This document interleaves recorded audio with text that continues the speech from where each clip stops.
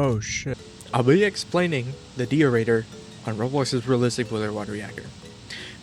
In order to operate this, it's very easy, but most people don't actually understand what it does. It's actually pretty important to know. Let's say you have a running reactor.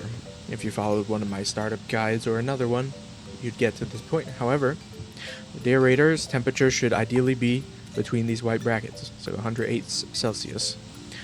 It will also be accompanied by a relative pressure around 1.3 to 1.34 bar, indicated by these white brackets. In order to increase your temperature, you increase the inflow of the steam. To decrease it, decrease the steam inflow. In order to change your pressure, if you want your pressure to increase, you close the gas outlet.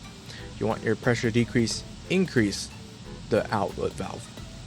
Now, you can also slightly adjust pressure using this one. If you increase this to 100% and you reduce this to 0%, you'd have the most pressure you could possibly get in the Deaerator. I could show you.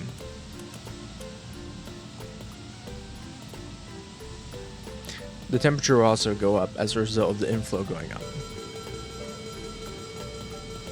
The deaeration will no longer be in the white brackets during this demonstration, so it will say that deaeration is not effective. As you can see, the pressure is going up pretty fast, and the temperature is way up and out of there. If I were to reverse it, however, decrease the steam inflow and increase the outlet, you will notice that the temperature and the pressure will both go down very fast.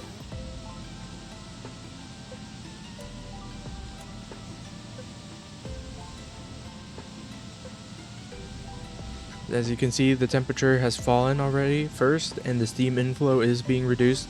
The air outflow is increasing, so is the pressure. That's basically it. In Unit 2, it follows the same principles, it just uses displays that are a little bit more advanced looking. We can go take a look at those now. Once you hit this leftmost side panel, you'll be on the Deaerator panel. So in the Deaerator, the gas out is the out, just like the outlet in Unit 1. The steam in is just like the steam inlet valve on Unit 1. There's also auto control. The main graphs to look at would be the temperature here and the pressure. The temperature's pretty high on this one, so you'd decrease the steam in if you want to lower that. And the pressure is a little bit on the lower side, so what you do would be to close the gas outlet valve just a little bit to slowly inch it up. And make sure to make small corrections when adjusting these knobs. If you make big adjustments in short bits of time, you're going to have more violent swings when it comes to these values, so always keep that in mind. But just like Unit 1, 108 Celsius and 1.34 bar is the ideal state that the Deaerator will have to be in. Now, with the operations of these units, Deaerators determined, we have to understand the function of it. So what does it actually do? So there will be this diagram in both Unit 1 and in the hallway to Unit 2. If you locate this, the Deaerator on the diagram, you can see that there's an inflow valve that comes from the reactor. So it's just the steam. This turquoise line will be the steam. This gray one would be the uncondensable gases that are leaving the system. I'll explain that in a bit. So, in order for a Deaerator to work, actually first before that, I'll explain what it does. It basically filters gases out of the water that would otherwise corrode and damage the piping and structure of the reactor. So it's the last phase before it turns the water straight in the feed water and heads straight to the reactor, which is some preheaters. So the Deaerator both acts as a preheater along with these preheaters, so it is one a little bit in itself because of the heat of the steam here, and it also carries the uncondensable gases away that are stuck inside the water. So you may be wondering how the combination of steam and water would take out uncondensable gases. Well, when the water goes through the deaerator, it's actually supposed to route itself all the way to the top of the deaerator, so this little cylindrical part. It's going to be sprayed as water vapors down and through these trays to increase its surface area, because the more surface area you have to touch the water, the more impact the steam going through it would have. So next, as the water's falling, this deaerator inflow valve letting in really hot steam would then rise up through the water vapor, so both of them would be going different directions. And when the deaerator is at 108 Celsius and at 1.34 bars of pressure, the water is at its saturation point, which is the point at which the water, how do I put it? The water and gas states could be as equally reached, liquid and gas, I mean. So what happens is if there's some steam introduced to the water, what happens is the gas would kind of trail along with that gas.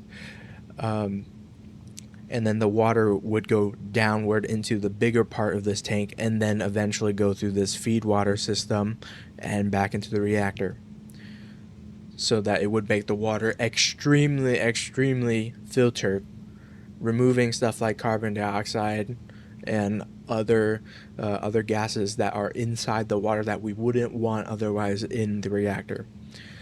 So that's how the steam and the water work in unison to provide clean water for the reactor. But essentially that's how the deaerator works.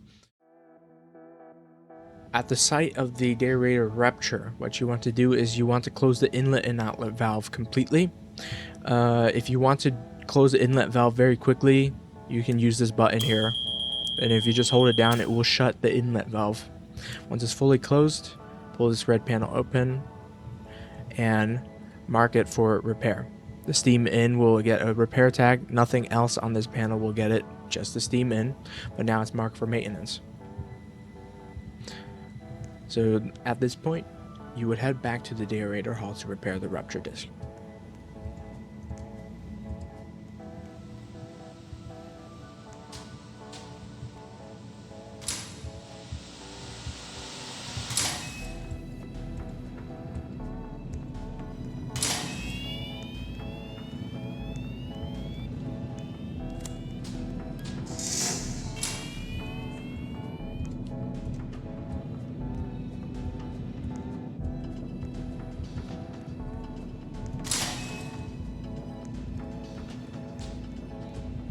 Alright, when you're back at the deaerator hall, go behind the Unit 2 deaerator and close these valves. You have to click on the right side to close them. You can come up here, you can take a look at the value as it closes. Pardon the lag. Close this one as well.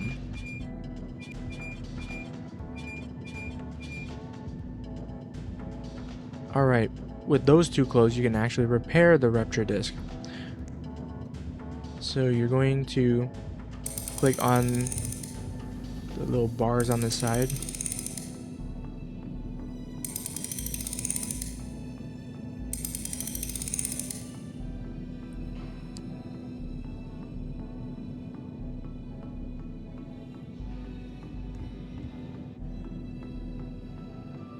Oh.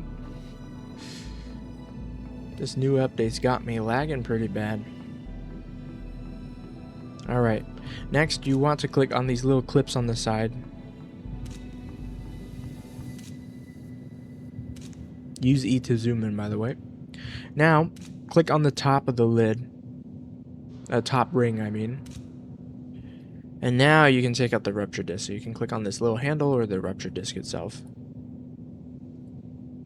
Yeah, I'll do the handle. As you can see, I have equipped the disc. It has blown out as a safety measures to release steam pressure very quickly before letting this pipe explode on you.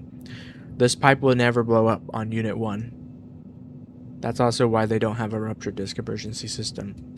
But now we don't have a new rupture disc, so we are going to have to go back into the office room that acts as the in-between the main hall and the deaerator hall. Actually, just they moved them out here. Grab new discs And when you get that, you have a new disk. You'll come over here and you'll just place it back on. And then do everything in reverse. Put the ring back on, put the clips, and then insert it back on there.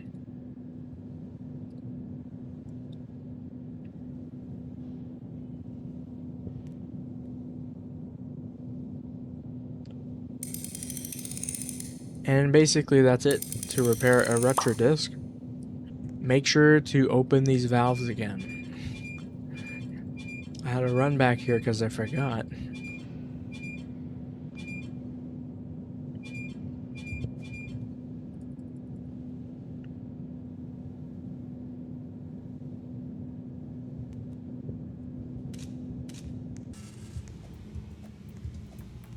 Alright, if you opened up the valves after putting the rupture disc back in, then this repair tag will be yellow. If you didn't do that, it will be red and you won't be able to work with the steam in knob right here. So now that it's yellow, we can take out a repair tag, click it, and it will go away. Voila, you just repaired a ruptured disc. Don't have it happen again. As you can see, the alert also has gone away too. It's no longer red. That's basically all on how to operate the Deaerator in Unit 1 and Unit 2, and fix a rupture disk problem, and to generally understand the reason why this system exists in the first place for the reactor. That concludes my YouTube video. I hope you learned something. My call to action would be to subscribe and like the video if you found it helpful. I'll be continuing to make more and more guides about things, and they will progressively get harder as my brain expands. So stay tuned. Peace.